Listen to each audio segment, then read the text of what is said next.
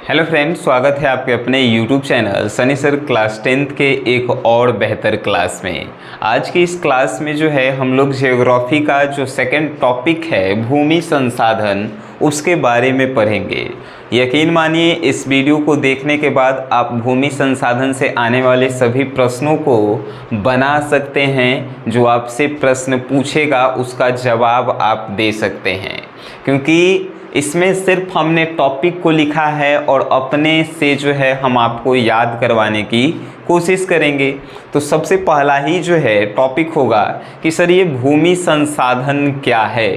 तो भूमि संसाधन, पहले हम लोग संसाधन के बारे में पढ़ चुके हैं कि संसाधन आखिर है क्या। तो दुनिया में वे सभी वस्तुएं जितना भी आप देख रहे हैं जो हमारी आवश्यकताओं की पूर्ति करता है उसे हम लोग संसाधन कहते हैं। वे सभी वस्तुएं जो हमारी आवश्यकताओं की पूर्ति करता है वो संसाधन कहलाता है। अब बताइए कि भूमि जो है, भूमि कोनों के नाम हम नहीं ले रहे हैं। भूमि मतलब ज़मीन का, ज़मीन जो है हम लोगों की आवश्यकताओं को पूर्ति नहीं करता है। भूमि संसाधन जो है सबसे महत्वपूर्ण संसाधन है। क्यों संसाधन है? तो हम लोग कहाँ पे रहते हैं? भूमि पे रहते हैं, हमारी आवश्यकताओं को पूर्ति कर रहा है। हमको भोजन कहाँ से मिलता है? भूमि में से उगा के हमको मिलता है भोजन, हमारी आवश्यकताओं को पूर्ति करता है। अगर भूमि नहीं रहता हम लोग रहते कहाँ, हमनी के भोजन कहाँ से मिलता? तो भूमि जो है सबसे महत्वपूर्ण संसाधन है। समझ गए?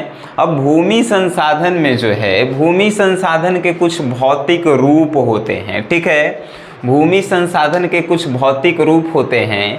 अब रूप कहने का मतलब कि भूमि संसाधन को बांटा गया है, जैसे कि पर्वत के रूप में, पठार के रूप में, मैदान के रूप में, निम्न भूमि और घाटियाँ। ठीक है, जैसे कि भूमि, पर्वत को भी हम लोग भूमि ही बोल सकते हैं, पठार को भी भूमि ही बोल सकते हैं, मैदान को भी भूमि ही बोलेंगे, और जो निम्न भूमि होता है यानी कि निचले स्तर का उसे भी हम लोग भूमि ही बोलेंगे। और फिर जो है घाटियाँ, घाटियाँ नहीं घाटियाँ, जो नदी घाटियाँ होती है वो भी जो है भूमि का ही एक भाग है। तो भूमि संसाधन के बहुत सारे रूप हैं।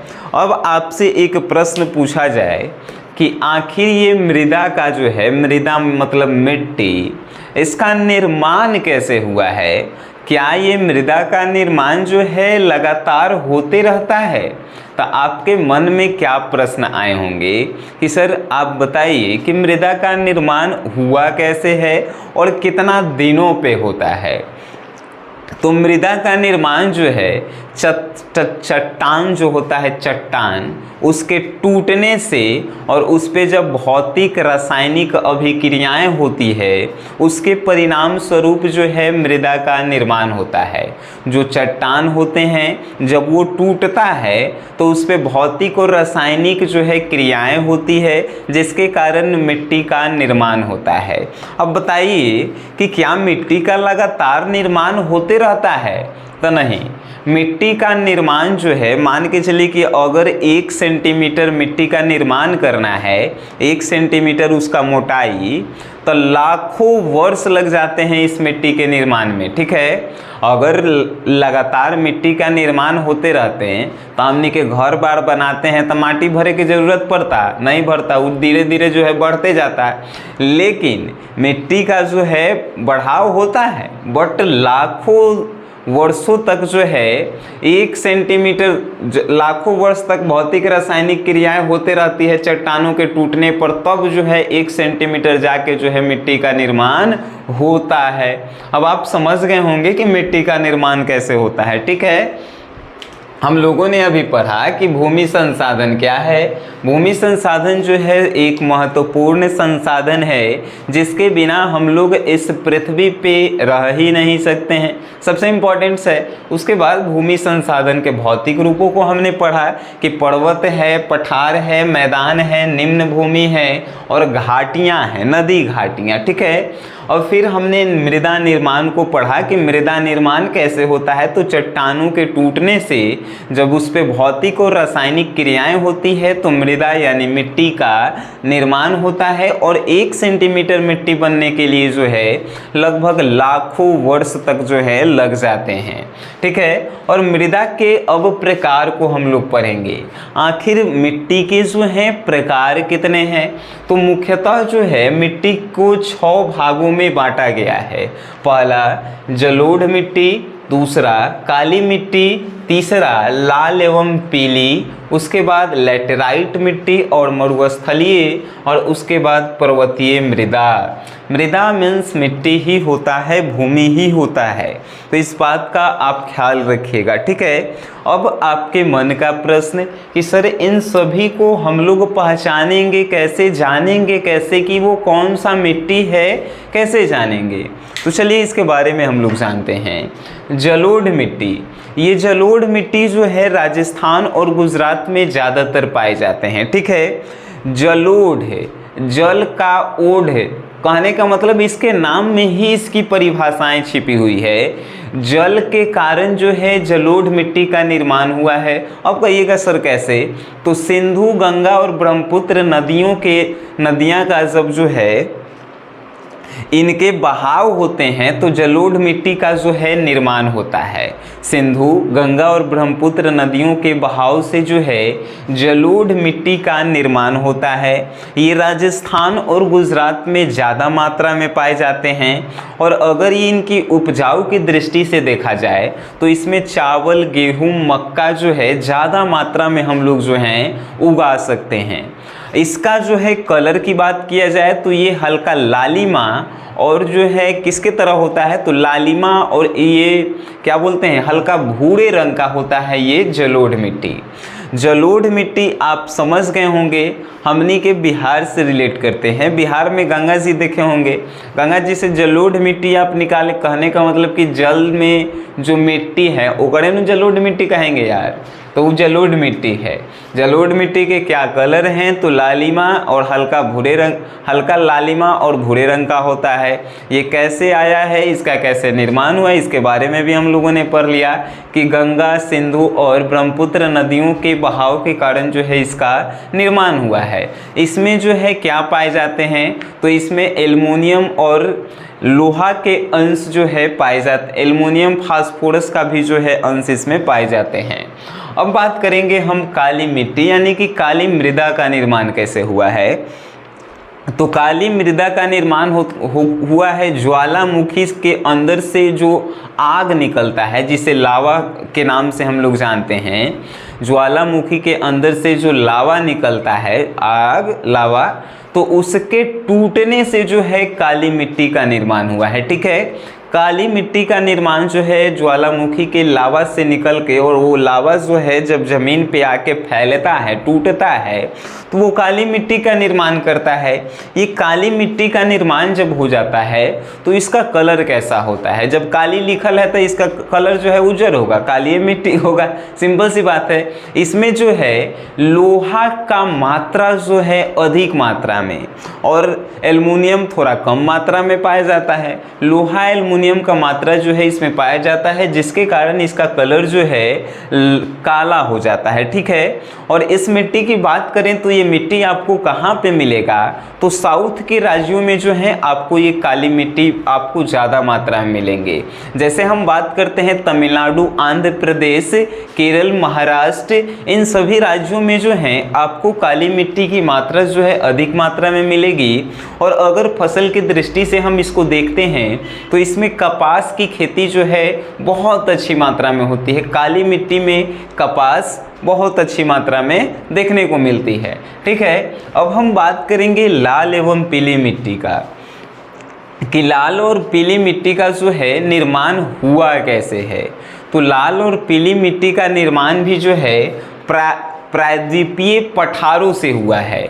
ये प्रायद्वीपीय पठारों के टूटने से जो है लाल एवं पीली मिट्टी का निर्माण हुए हैं। लाल एवं पीली मिट्टी भी जो है ज़्यादातर साउथ के राज्यों में ही आपको मिलेंगे, जैसे कि आंध्र प्रदेश, तमिलनाडु, ऐसे राज्यों में जो है लाल और पीली मिट्टी जो है देखने को आपको मिलेंगे। लाल इसका कलर किस लिए होता है? तो इसमें लौह की मात्रा यानी लोहा की मात्रा अधिक मात्रा में होती है, और ये जो है जैसे जैसे इस पे रासायनिक क्रियाएं होती जाती है तो कभी कभी इसका रंग जो है पीला भी दिखाई आपको देने लगता है। तो लाल एवं पीली कहाँ से हुआ, कैसे हुआ, इसके बारे में जाने। तो अगर इसमें खेती के बारे में बात की जाए लाल एवं पीली में, तो तंबाकू की खेती जो है काफ़ी ज़्यादा मात्रा में होती है। लाल एवं पीली में तंबाकू पी के आदमी आँख लाल पीयर कर लेता है। याद रखेंगे, लाल और पीली मिट्टी में तंबाकू की खेती ज़्यादा होती है। काली मिट्टी में कपास होती है, क से काली और क से कपास। जलोढ़ मिट्टी में जो है, जैसे हम लोगों के यहाँ उत्तर बिहार में जो है जलोढ़ मिट्टी भी देखने को मिलता है, ठीक है। तो यहाँ पे आलू होता है, गेहूं होता है, चावल, ये सब जो है अधिक मात्रा में होती है। गन्ना भी जो है जलोढ़ मिट्टी में अधिक मात्राएं में होती है। अब हम बात करेंगे लैटेराइट मृदा की, लैटेराइट मिट्टी की। ये क्या होता है? तो लैटर शब्द जो है ग्रीक भाषा से लिया गया है, जिसका अर्थ होता है ईंट, ठीक है, ब्रिक्स। लेटर शब्द लेटर ये लेटेराइट जो है ग्रीक के भाषा से लिया गया है, जिसका लेटर शब्द से, और लेटर का मतलब होता है ईंट। और ये अब इसकी मृदा की हम लोग बात करें तो लेटेराइट मृदा जो है ये भी साउथ के राज्यों में अधिक मात्रा में पाई जाती है। और लेटेराइट मृदा जो है ये कैसे बना है? तो चट्टानों के ये टूटने से ही जो है लेटेराइट मृदा की जो है निर्माण हुई है, ठीक है। और इसमें जो है अगर हम बात करें खेती की, तो गेहूं जो है अधिक मात्रा में और चावल अधिक मात्रा में लेटेराइट मृदा में जो है हम लोग उपजा सकते हैं। अब बात करते हैं मरुस्थलीय। मरुस्थलीय से जो है हम लोगों को कुछ याद आ रहा होगा, थार का रेगिस्तान के बारे में आप लोग सुने होंगे कि वो है क्या। जैसे कि थार का रेगिस्तान राजस्थान में हम लोगों को देखने को मिलता है। तो मरुस्थलीय जहाँ पे बलुई मिट्टी की मात्रा जो है अधिक मात्रा में होती है, ठीक है। मरुस्थलीय कहने का मतलब कि मैदानी भागों से जिस मिट्टी का निर्माण हुआ है उसी को मरुस्थलीय मृदा के नाम से हम लोग जानते हैं। इसका कलर भी जो है भूरा रंग का होता है और लालिमा टाइप की होती है, यानी कि बालू की तरह होता है। बालू देखें उसका कलर। और अगर इस मरुस्थलीय मृदा पे सिंचाई की व्यवस्था किया जाए तो यहाँ पे हम लोग कपास, गेहूं, चावल का जो है उत्पादन कर सकते हैं। कहाँ पे? मरुस्थलीय मृदा में। अब बात करते हैं फिर पर्वतीय मृदा की। अब पर्वत से आप लोग समझ गए होंगे कि पर्वतीय मृदा यानी कि नदियों के बहाव को लगातार बनाए रखने वाले मृदा जो होती हैं वो पर्वतीय मृदाएं कहलाती है। ये ज़्यादातर जो है आपको नदी घाटी के नज़दीक ही आपको ये देखने को मिलेगा। पर्वतीय मृदा में जो है सिंचाई कि उत्तम अगर व्यवस्था वहाँ पर भी की जाए तो वहाँ पर भी खेती किया जा सकता है और गेहूं चावल जो है हम लोग उपजा सकते हैं, ठीक है। लेकिन पर्वतीय मृदा में जो है सिंचाई की उतना उत्तम व्यवस्था जो है नहीं हो पाती है। देखिए एक और बात जो है, यानी कि भारत की भूमि जो है जिसमें 43% जो है मैदानी क्षेत्र पाया जाता है। लगभग 43% जो है मैदानी क्षेत्र पाए जाते हैं, जिसमें हम लोग क्या कर सकते हैं तो कृषि के उत्पादन को बढ़ा सकते हैं। कृषि के उत्पादन के साथ साथ जो है वहाँ पे हम लोग उद्योग को भी जो है बढ़ा सकते हैं, ठीक है। उद्योग को जो है हम लोग बढ़ा सकते हैं। उसके बाद क्या होता है तो 27% जो है क्या है हम लोगों के यहाँ, तो 27% पठार है। और उसके बाद हम लोग बात करें तो 30% जो है हम लोगों के यहाँ का है तो पर्वत है। 43% जो है मैदान है, उसके बाद 27% पठार है और 30% जो है पर्वत है हम लोगों के यहाँ। मैदानी भागों का उपयोग जो है हम लोग ज़्यादा मात्रा में करते हैं, लेकिन पठार और पर्वत के क्षेत्रों को जो है हम लोग उतना उपयोग में नहीं लाते हैं। अब हम बात करेंगे मृत्तिका। ये आखिर मृत्तिका होता क्या है? आज के बाद हमें आशाएं हैं कि आप लोग ये सभी नहीं भूलेंगे, जिसे क्ले के नाम से हम लोग जानते हैं। मृत्तिका जो है, नदी के किनारे जब आप लोग गए होंगे तो कभी कभी जो है चमकदार आपको जो है कुछ कंकर आपको दिखाई दिए होंगे, जो छोटे छोटे होते हैं, जो एक्चुअल में 2 माइक्रोन के साइज से भी जो है कम होते हैं, उसी को मृत्तिका कहा जाता है। ये हल्का भूरे रंग का होता है। जैसे कि आप कभी कभी मेला में भी गए होंगे तो चीनी मिट्टी के बने हुए बर्तन देखे होंगे जो चमकदार होते हैं। वैसा ही जब आप गंगा जी या किसी नदी के किनारे जाइएगा और छोटा छोटा कंकर आपको चमकदार जब दिखाई देंगे तो समझिएगा कि वो क्या है, तो मृत्तिका है। ठीक है, वो मृत्तिका होता है। बहुत मृत्तिका आप लोग समझ गए कि मृत्तिका क्या होता है। तो छोटे छोटे जो चमकदार होते हैं, चमकदार कंकर, उसी को मृत्तिका के नाम से हम लोग जानते हैं। एक और बात कि बांगर और खादर मिट्टी क्या होता है सर, इसको थोड़ा बताया जाए। तो बांगर और खादर मिट्टी क्या होता है, तो जलोढ़ मिट्टी के ये जो है 2 टाइप हैं। ठीक है, जलोढ़ मिट्टी के ही जो है 2 टाइप है। कौन, तब बांगर और खादर। अब जलोढ़ मिट्टी जब पुरानी मिट्टी होती है और उसमें कुछ कंकर पत्थर की मात्राएं अत्यधिक होती है तो उसको हम लोग कहते हैं बांगर मिट्टी। ठीक है, जलोढ़ मिट्टी जो पुराना होता है। अब कहेंगे कि सर ये पुराना और नया कैसे होता है, तब बाढ़ जो है साल भर पे एक बार आता है, साल भर पे एक बार या 5 साल पे एक बार आता है। तो जो पहले से मिट्टी प्रेजेंट है, पहले से उपलब्ध है, उसको हम लोग पुराना कहेंगे। और जो फिर बाढ़ आया और नया वाला मिट्टी छोड़ गया और पुराना वाला लेके चला गया तो वो नया कहलाएगा कि नहीं कहलाएगा। तो उसी प्रकार जो जलोढ़ मिट्टी में जो नए मिट्टी आते हैं उसको हम लोग खादर के नाम से जानते हैं, और जलोढ़ मिट्टी के पुराने मिट्टी को जो है हम लोग बांगर के नाम से जानते हैं। याद कैसे रखेंगे, तो जलोढ़ के नए मिट्टी को नया चीज़ हम लोग खाते हैं, यानी कि खादर। नया मिट्टी खादर कहलाएगा और पुराना चीज़ बीगते हैं, यानी कि बांगर कहलाएगा। तो जलोढ़ मिट्टी के पुराने मिट्टी को बांगर हम लोग कहते हैं और जलोढ़ मिट्टी के नए मिट्टी को हम लोग कहते हैं खादर मिट्टी। हमें आशाएं हैं कि आप लोगों को जो है एक्चुअल में समझ में आ रहा होगा। समझ में आए तो कुछ नहीं करना है, लाइक सब्सक्राइब कुछ नहीं, खाली एगो शेयर का बटन है, ओकड़े क्लिक कर देना है, अपने दोस्तों में इसे शेयर करना है। अब हम बात करेंगे भू उपयोग के 2 प्रमुख कारक। आखिर बताइए कि इस भूमि का उपयोग कौन कौन कर रहा है और इसके प्रमुख कारक क्या क्या हैं। तो आप जानते हैं कि इस भूमि का उपयोग जो है 2 रूप से हो रहा है। पहला भौतिक रूप और दूसरा क्या, तो मानवीय कारक। मानव भी जो है इसका उपयोग कर रहे हैं। अब हमनी के कहाँ, आसमान में थोड़े हैं, धरती पे हैं।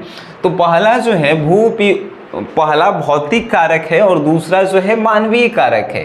यानी भू उपयोग को 2 प्रमुख कारक जो है उपयोग कर रहा है। कौन कौन, तो भौतिक कारक और मानवीय कारक। अब आपके मन में एक प्रश्न होंगे कि सर ये भौतिक कारक होते क्या हैं और मानवीय कारक क्या होते हैं।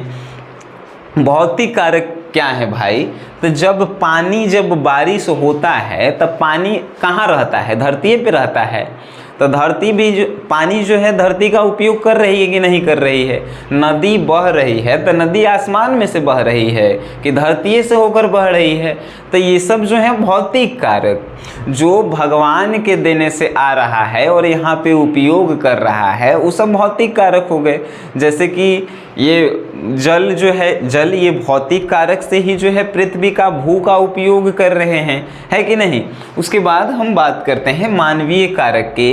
तो मानवीय कारक कैसे, तो मानवीय कारक जो है अपनी जनसंख्या को इस पृथ्वी पर रख रहे हैं, तो का भूमि का उपयोग कर रहे हैं कि नहीं। अब हमारे माता पिता इस पृथ्वी पे हमें रखे हुए हैं, खुद वो इस पे हैं, तो का पृथ्वी का उपयोग नहीं कर रहे हैं, एकदम कर रहे हैं, भूमि का उपयोग कर रहे हैं। अब हम अपने संस्कृति को बनाए रखने के लिए, हम अपने समाज को बढ़ाने के लिए, जनसंख्या घनत्व बढ़ाने के लिए किसका उपयोग कर रहे हैं, भूमि का उपयोग कर रहे हैं। तो मानवीय कारक में क्या हम लिखेंगे कि मानवीय कारक जिसमें हम लोग जनसंख्या के घनत्व को बढ़ा रहे हैं, संस्कृति को बढ़ा रहे हैं, अपने समाज को बढ़ा रहे हैं, वे मानवीय कारक है जो भूमि का उपयोग कर रहे हैं।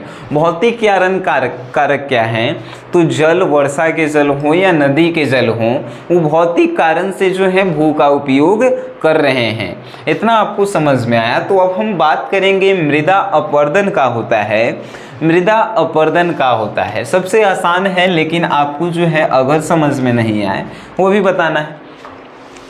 मृदा अपरदन मतलब होता है मिट्टी का लगातार कटाव। जैसे कि नदी जो है, हमारे यहाँ की नदियाँ जो है मृदा का लगातार कटाव कर रही है, यानी कि कटते जा रहा है, नदी बड़ा होते जा रहा है, मिट्टी जो है कटते जा रहा है।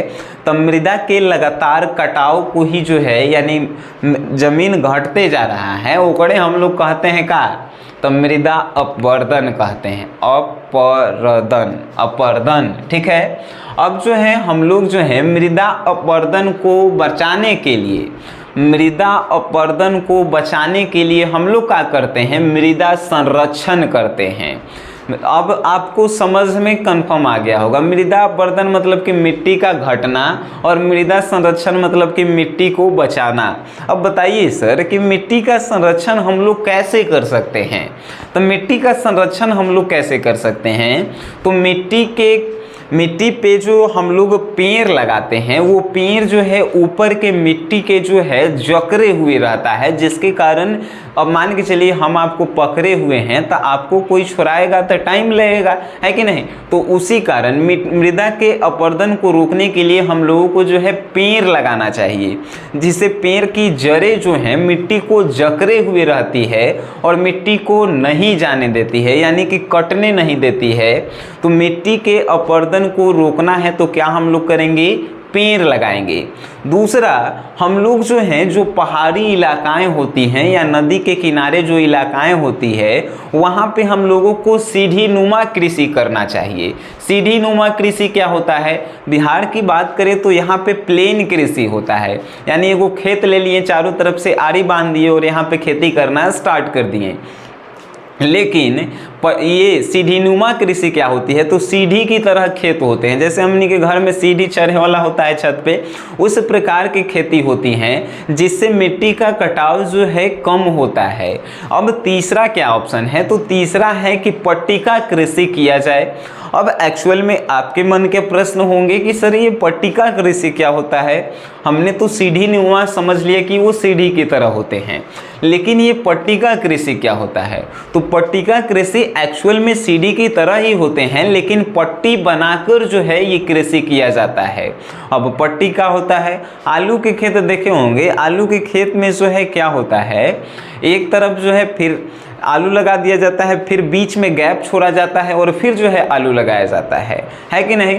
तो उसी प्रकार जब बड़े मात्रा में खेती किया जाता है पट्टी बना के, यानी एक तरफ बनाए हम लोग पट्टी, बीच में खाली आने जाने का रास्ता छोड़ दिए, फिर जो है हम लोग बीज बोएं और बीच में खाली आने जाने का रास्ता होता है, उसी को पट्टिका कृषि कहते हैं, ठीक है।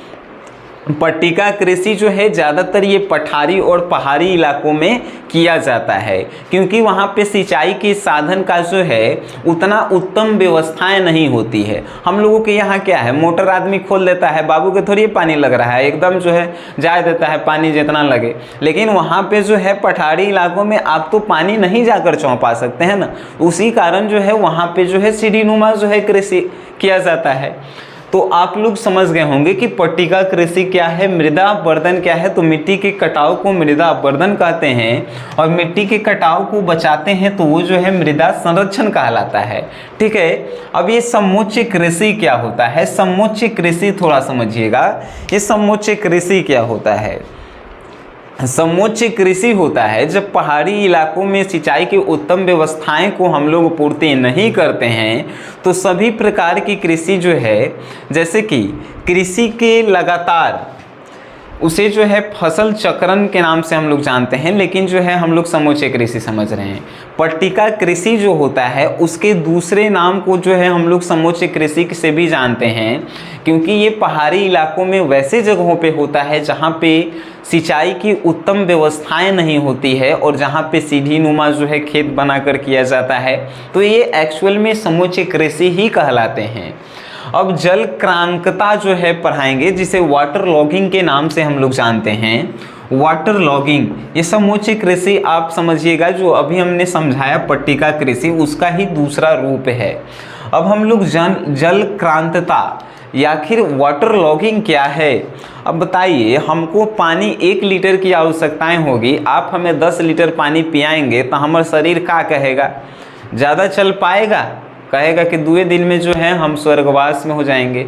उसी प्रकार किसी भी खेत को जो है जब ज़रूरत से ज़्यादा मात्रा में पानी दी जाती है तो उसकी क्षारीय जो है क्षमता बढ़ जाती है, यानी कि उसमें जो भस्म होता है, भस्म जिसको क्षार के नाम से हम लोग जानते हैं, वो बढ़ जाता है, जिसके कारण उसमें कृषि नहीं हो पाता है, जिसको हम लोग कहते हैं जल क्रांतता। अगर हम अपनी भाषा में कहें तो खेती में जो है जल की मात्रा अधिक हो जाने से जो खेतों में जल की मात्रा अधिक हो जाने से जो खेत में रोग उत्पन्न होता है, उसी को हम लोग कहते हैं जल क्रांतता। यानी खेत में ज़्यादा पानी हो जाने से जो है जल क्रांतता उत्पन्न होता है। अब हम बात करेंगे फसल चक्र की, क्रॉप सर्कल। आखिर ये फसल चक्र होता क्या है? तो फसल चक्र होता क्या है, तो किसी भी खेत की उपज को लगातार बनाए रखने के लिए उसमें जो है सालों भर फसल बोया जाता है, उसी को फसल चक्र कहते हैं। जैसे हम लोग के पास मान के चलिए एक खेत है, उसमें जो है पहले गेहूं लगाएं, उसके बाद अब गेहूं कटा गया तो तुरंत आलू बो दिए तो आलू हो गया, तो फिर जो है चावल बो दिए, उसके बाद फिर गेहूं, फिर आलू, फिर चावल। कभी कभी जो है गेहूं के साथ तेलहन भी बो देता है सब आदमी, या ये क्या बोलते हैं, धान के साथ भी जो है तेलहन, राई जो भी होता है वो बो दे देता है। तो इसी को हम लोग फसल चक्रण कहते हैं। यानी फसल चक्रण की क्या होती है, तो खेती की उर्वरता को लगातार बनाए रखने के लिए फसलों को लगातार बोया जाता है, उसी को फसल चक्रण के नाम से हम लोग जानते हैं। बिहार में ये ज़्यादा मात्रा में होती है, जैसे कि एक साल में जो है गेहूं भी बोएगा सब, उसी में राई बोएगा, फिर उसको तुरंते काट के जो है आलू बोएगा सब, ठीक है, आलू बोएगा, फिर उसको काट के जो है फिर धान बोएगा सब। एक और बात जानते हैं, तेलहन जो है कभी कभी खेत में क्यों लगाया जाता है? जब गेहूं, चावल और आलू के बोने से जो है उसकी उर्वरता जब कम हो जाती है, यानी कि उपज उसका कम हो जाता है, तो उस उपज को बनाए रखने के लिए जो है उसमें हम लोग तेलहन का जो है उपयोग करते हैं। यानी कि तेलहन बो देंगे तो फिर जो है उसका जो है उर्वरता बढ़ जाता है, इसीलिए किसान बड़ी तेज होता है सब। एक साल कोई भी जो है किसान पर गेहूं के साथ तेलहन जरूर लगाएगा सब, कि एक उर्वरता जो है ख़त्म नहीं हो, ठीक है। अब हमें आशाएं हैं कि ये भूमि संसाधन जो ज्योग्राफी के क्लास 10th है, ये आपको समझ में आए होंगे, और ऐसे समझ में आए होंगे कि कभी आप भूल भी नहीं पाएंगे। आपको अगर नोट्स इससे बनाना है तो वीडियो को रोक के देखिए, इससे नोट्स आप बनाइए, नोट्स जो है आपके लिए बेटर होंगे, ठीक है। और ऐसे ही चाहिए तो वीडियो को जो है शेयर करना आपका काम है। जैसे ही शेयर करेंगे लोगों तक पहुंचेगा, लोगों का डिमांड होगा कि और वीडियो जो है क्रिएट किया जाए, तो और किया जाएगा। और 10th क्लास में जो है सभी सब्जेक्ट को जो है हम ही पढ़ाएंगे, चाहे वो किसी भी सब्जेक्ट की बात हो। 12th क्लास में आप सभी लोगों को जो है सभी सब्जेक्ट जो है प्रोवाइड किया जा रहा है। हमें आशाएं हैं कि आप सभी जो हैं सपोर्ट और प्यार इसी प्रकार सनी सर क्लास 10th और ऑनलाइन जीके जी इस क्लासेस पे आप बनाए रहेंगे। सो गाइस, वीडियो देखें तो वीडियो देखने के लिए धन्यवाद।